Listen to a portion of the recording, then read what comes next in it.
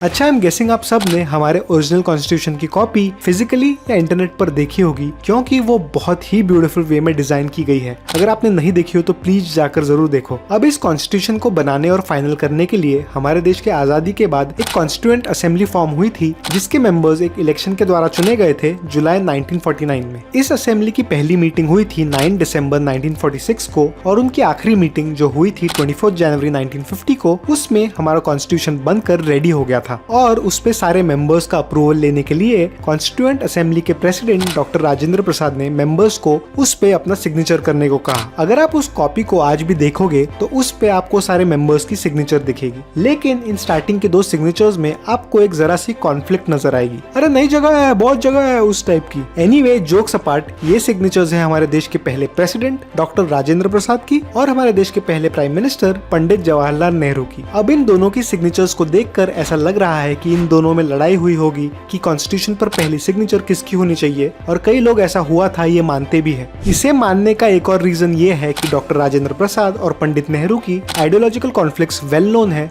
और इस पे कई सारी स्टोरीज भी पब्लिश्ड है। देश का पहला प्रेसिडेंट कौन बनेगा, ये इशू से लेकर हिंदू कोड बिल का इशू हो या सोमनाथ टेम्पल के इनॉग्रेशन का, इन दोनों की आइडियोलॉजीज हमेशा आमने सामने आती थी। पंडित नेहरू के हिसाब से देश का फोकस साइंस और टेक्नोलॉजी पर ज्यादा होना चाहिए, और हमने मंदिर, मस्जिद और बाकी प्लेसेस ऑफ वर्शिप बनाने से ज्यादा स्कूल्स, इंडस्ट्रीज और हॉस्पिटल्स बनाने चाहिए। वेयर एज डॉक्टर प्रसाद चाहते थे कि देश की प्रगति हो, लेकिन वो करते वक्त हमारे कल्चर, ट्रेडिशंस और बिलीफ्स पर कोई कॉम्प्रोमाइज ना हो। लेकिन इस सब के बावजूद इन दोनों का एक कॉमन गोल था, और वो था देश की प्रगति। आज के टाइम पर ऐसी चीज होना इम्पॉसिबल है। अगर लीडर्स में थोड़ी भी कॉन्फ्लिक्ट हो तो वो एक दूसरे की वाट लगा देते हैं। एनीवे, तो वापस आते हैं इन सिग्नेचर्स पे। तो इन सारी कॉन्फ्लिक्ट्स की वजह से लोग कहते हैं कि कॉन्स्टिट्यूशन पर पहले कौन साइन करेगा, इस पॉइंट पर भी उनकी काफी लड़ाई हुई थी, और इसीलिए ये सिग्नेचर्स ऐसे की गई है। लेकिन ऐसा नहीं है। अगर आप लोकसभा के ऑफिशियल वेबसाइट पर 24 जनवरी 1950 को हुई इस डिबेट के डिटेल्स देखोगे तो ये आखिरी साइनिंग द कॉन्स्टिट्यूशन पार्ट में क्लियरली मेंशन्ड है कि मिस्टर प्रेसिडेंट कहते हैं कि कॉन्स्टिट्यूशन की 3 कॉपीज है, और उन्होंने मेंबर्स से कहा कि वो 1 बाय 1 आकर उन पे साइन करेंगे। उसमें भी उन्होंने पीएम नेहरू को पहले साइन करने बुलाया, क्योंकि उन्हें एक पब्लिक ड्यूटी के लिए जाना था, और फिर एंड में डॉक्टर प्रसाद ने अपनी साइन करी।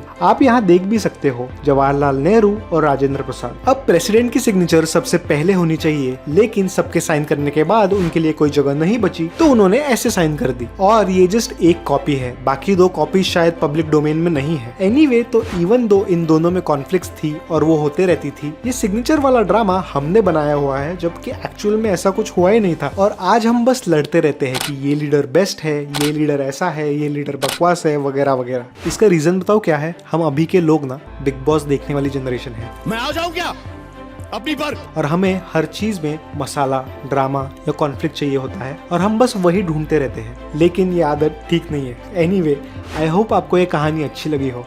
अगर आपके पास भी ऐसी कोई इंटरेस्टिंग कहानियां हैं तो मुझे कमेंट करके जरूर बताओ, और हाँ, सब्सक्राइब भी कर ही लो। सी यू।